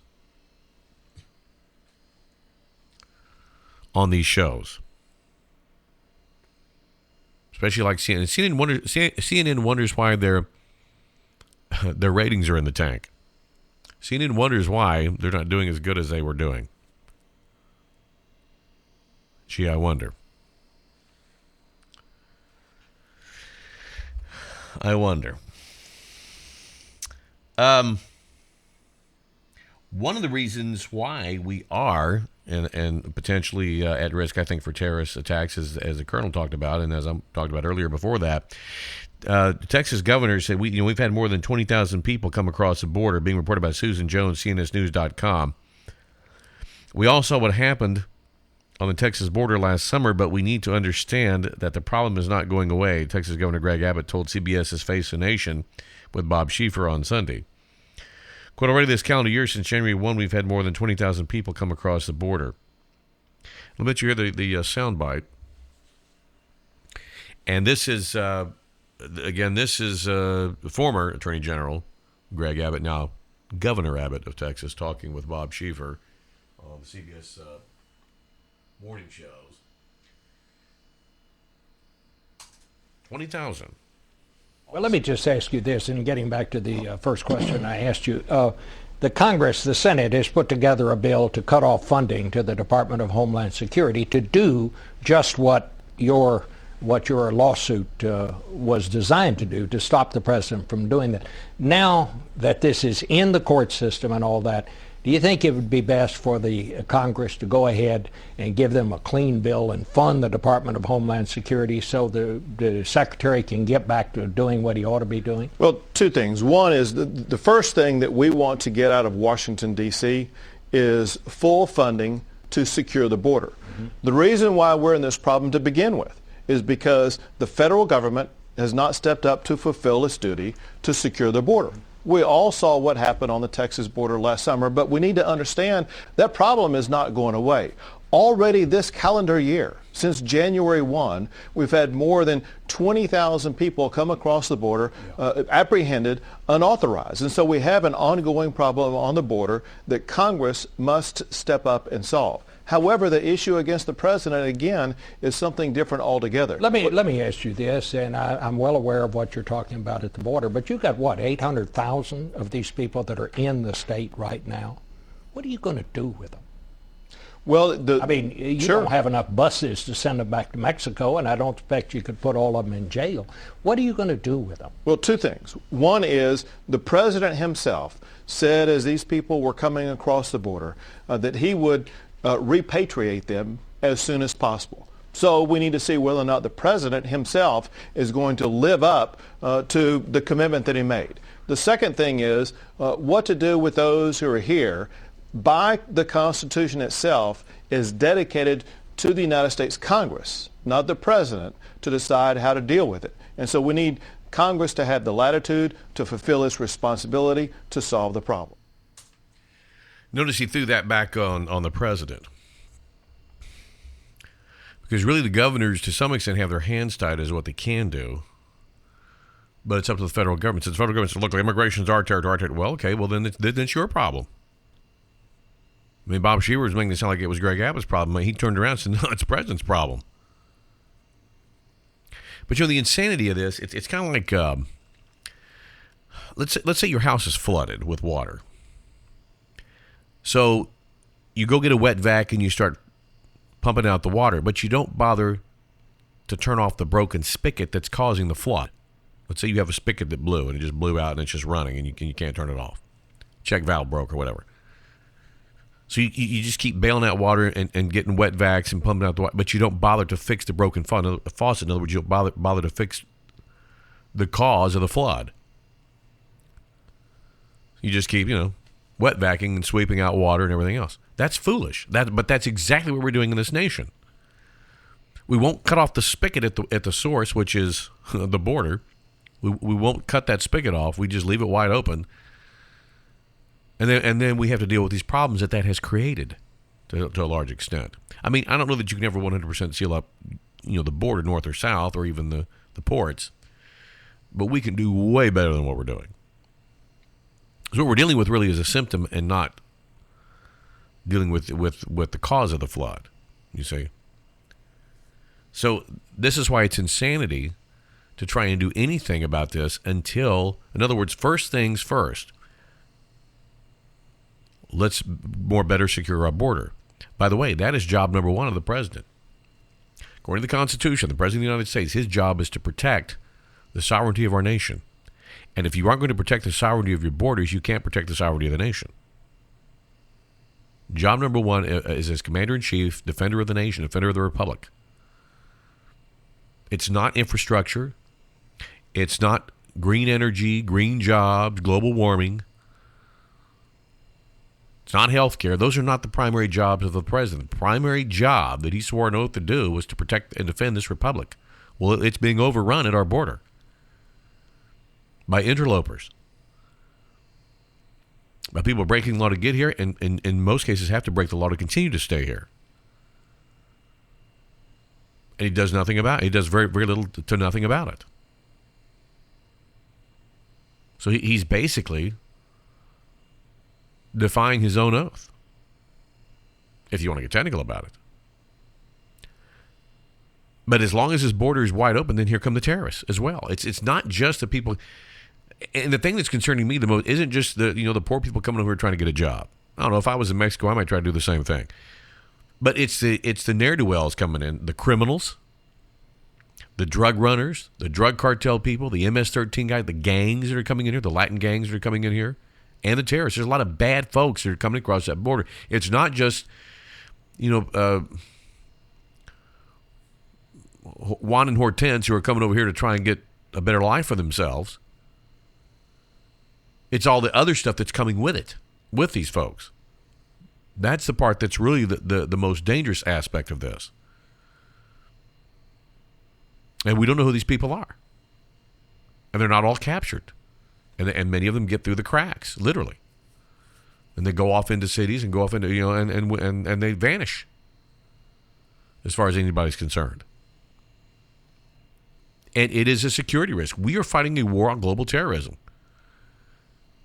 If for no other, let's just put the whole illegal immigration amnesty, let's just push that aside for a minute. We should be securing our border and closing off our border as much as is humanly possible because of the terror threat. Even if we didn't have one illegal immigrant coming across the border, we need to have our borders more greatly secured, if for no other reason than because of the war of terror that we're on fighting. If for no other reason. We're not even doing that. We might as well just have a welcome mat down at Laredo saying, "Come on in, terrorists." Might as well have a welcoming committee. Giving them refreshments and weapons and everything else. Just come on in. It's insanity. It is absolute insanity.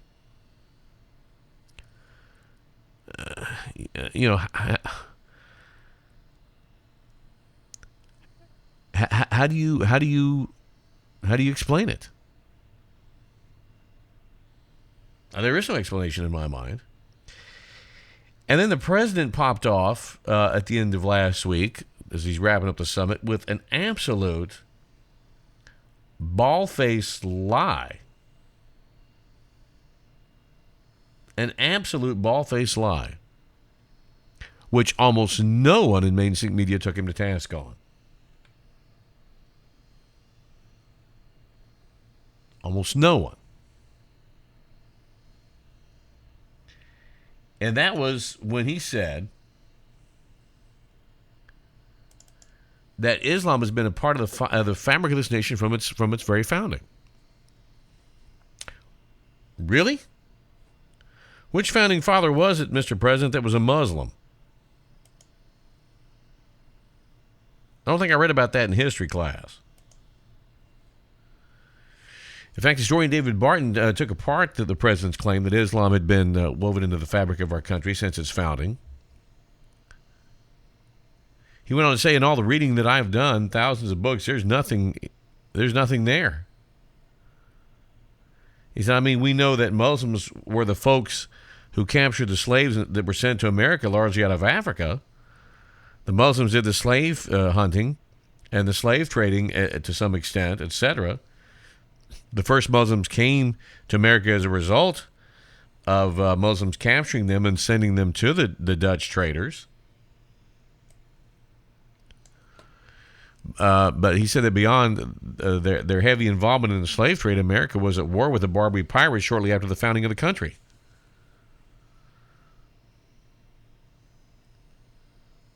And so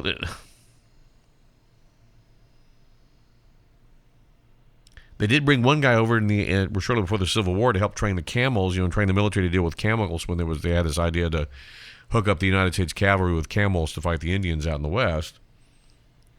That turned out to be a flop. But by and large, this nation was founded on the Judeo-Christian ethos. At the founding of our nation, there were almost no Muslims in the colonies. And there certainly were none that took part in any critical issues regarding the founding of our nation from the historical record. So, and then you have, of course, just CNN talking, the right-wing people could be just as dangerous. I mean, this is just pulling stuff out the backside. This is people pulling stuff out of their hiney.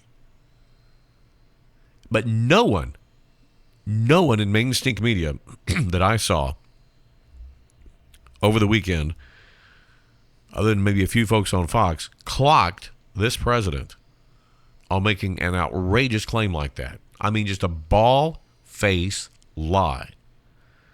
And I don't know where he took history at, or what kind of grade he got in history if he took it in college at all. I'd be curious to see that, but then again, we'll never know because his college records are sealed up. I mean, that is an absolute bald-faced lie. Islam was woven into the fabric of this nation from its founding. No, it wasn't. It just, I mean, historically, that's just not accurate. Let's take a break.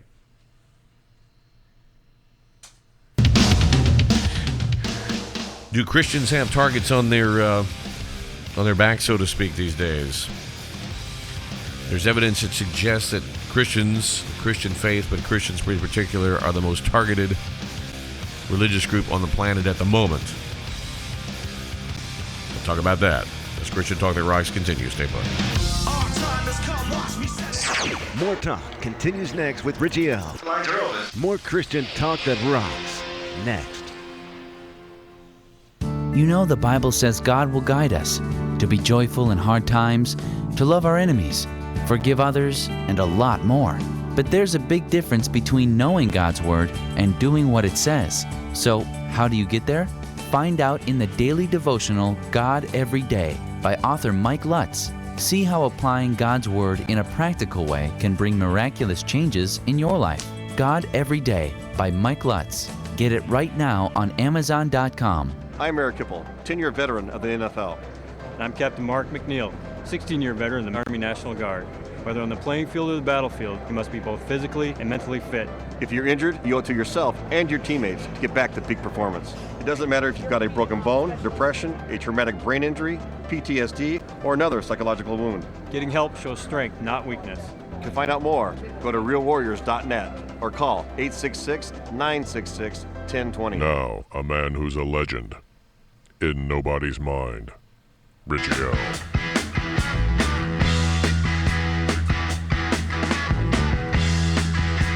You're listening to Christian Talk That Rocks. This happens pretty much every Monday through Thursday, 4 to 6 Central, 5 to 7 Eastern. Kind of holding my breath today down here in Austin because we've had a little bit of ice. Not a lot, but it doesn't take much for us to start having issues, electricity flicker and, all that sort of stuff. This is a part of the country that is not prepared for ice or much in the way of snow or sleet. Now, the northern part of the state, yeah, they get ice all the time. There's some winters that I think Amarillo gets as much snow as Buffalo, New York. That's way up in the Panhandle. There's an old saying we have down here that the only thing that stands between Amarillo and the North Pole is a little bit of barbed wire.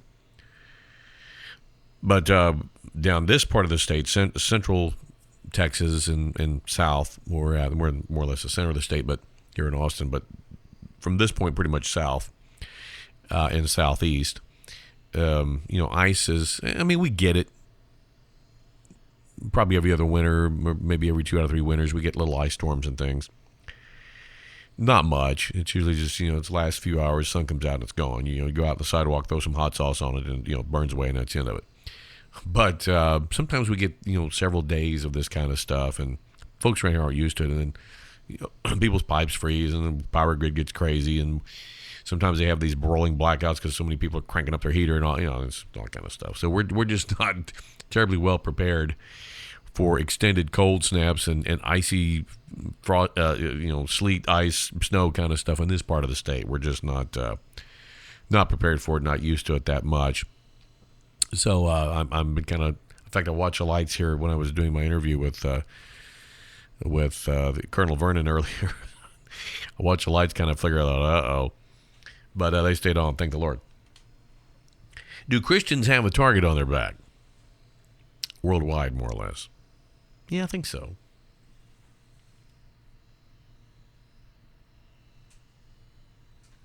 I think so.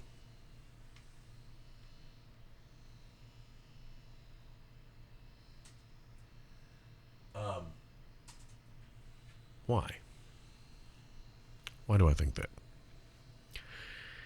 Well, not just simply because, I mean, part of the reason.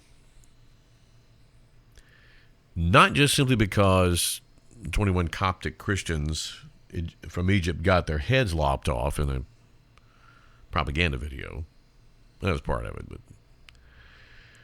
there are some disturbing numbers out there, and I've thrown this one around from a watch organization that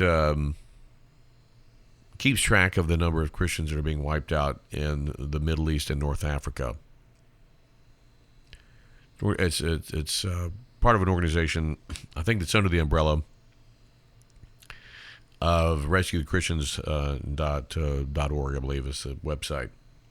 But when you look at numbers by Voice of the Martyrs, Open Doors Ministry, Open Doors USA and all that, and some of these other organizations, I think Barna Research may have done a little work on this as well. I'm not sure.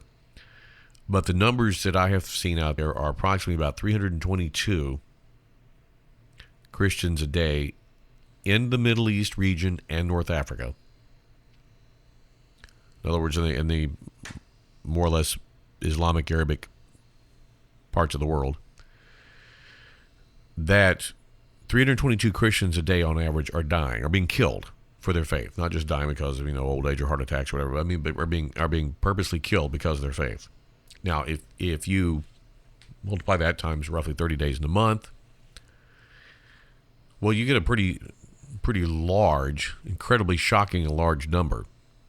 If that statistic is true, and by the way, those who came up with it said that's probably conservative.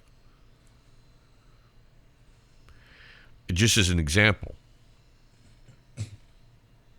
the nation of Iraq 10 years ago had about 1.3 million Christians in it. It's now got less than 300,000. Where did those 1 million Christians go? Now, a lot of them, I'm not saying all of them were killed, a lot of them fled the nation. Some of them came here to the United States. They went to other nations.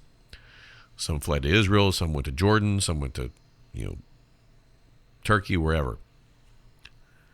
They don't have too many options of where to flee, but they fled into other areas. But many were killed. Excuse me. Many were just killed. How many? I don't know that anybody has hard numbers. There are, from the Syriac, the Eastern Orthodox Syriac Church, which is supposedly the oldest continuing meeting, if you want to call it denomination, in the world, and traces its origins back to the early days of the disciples, not long after Jesus' death. The church at Antioch and all that. According to their elders, according to the people in church, according to the bishops and so forth, they estimate that tens of thousands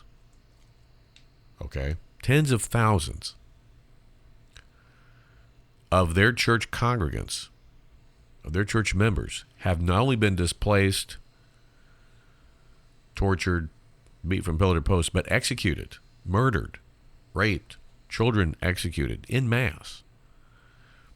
There are mass graves of children who refused to accept Islam as their faith and were executed by these ISIL guys in front of their parents. Now, some of that took place trying to get the parents to convert and say, okay, either convert or we're going to kill your kid. And so, well, we're not converting. Or they try to get the kids to convert. And kids wouldn't convert, they execute them in front of their parents. Sometimes they let the parents live, just knowing that they, to live with the hell that they had to witness their own child's death. And they either shot them or beheaded them or whatever. And there are mass graves of these kids. Mass graves. I have seen brutal images.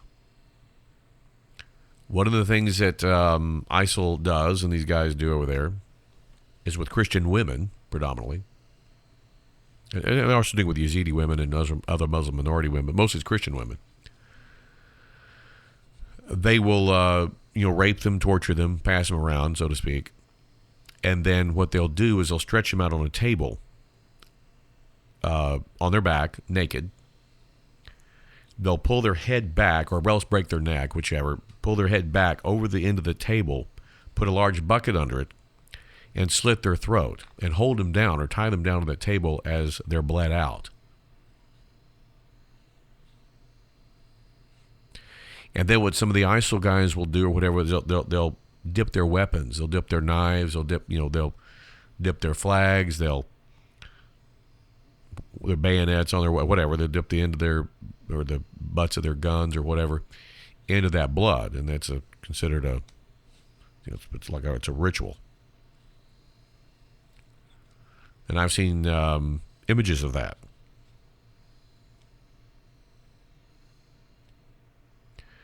That's one of the things they do, especially with Christian women. They really love to target the Christian women when they do that. Yes, there is a target on the backs of Christians in that part of the world, but is it just there? I mean, what about other parts of the world? China has a horrific human rights record and has had for many, many decades in regards to Christians. Now, some reports are they've cleaned up their act a little bit. They aren't executing as many Christians as they used to, but they're still throwing them in gulags, which is sort of a slow death. They're still imprisoning Christians in China by the thousands every year. Thousands and thousands and tens of thousands yearly. For all sorts of trumped-up charges, sedition and everything else you can imagine. Of course, we have Pastor Abedini, who's an American, being held, in Iran, trying to get him there. They're working on trying to get him out. The president supposedly is working on trying to get him out. Part of the negotiations, I guess, going on with Iran. But when even in this country, there's an elderly woman who ran a florist who is now going to have to pay a huge fine or perhaps go to jail for refusing to sell flowers. This is an elderly lady now in her 70s, refusing to sell flowers to a gay couple for their wedding, to provide flowers for their wedding. So she is looking at heavy fines. This story's all over the news. Looking at some very, very heavy fines. And the loss of her floral shop, and possible jail time for standing up for her faith. Because the Bible clearly, in both Old and New Testament, in both Deuteronomy and Leviticus, that's in the Old Testament, and in the New Testament in both Romans and 1 Corinthians, clearly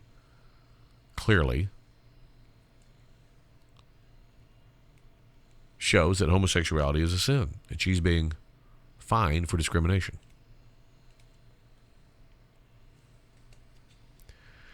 It is becoming more and more difficult in this country and around the world to stand up and exercise your faith.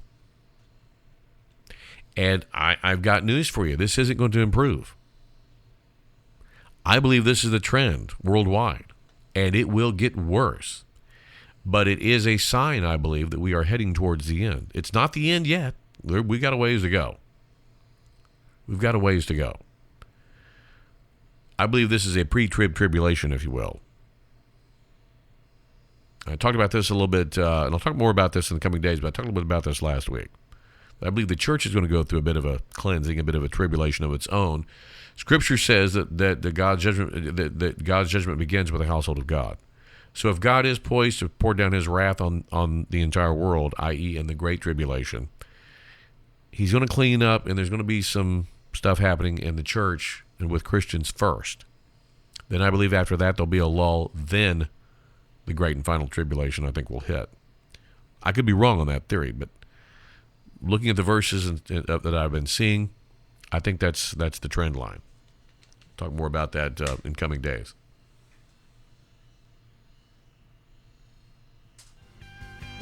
But for now, I got to go.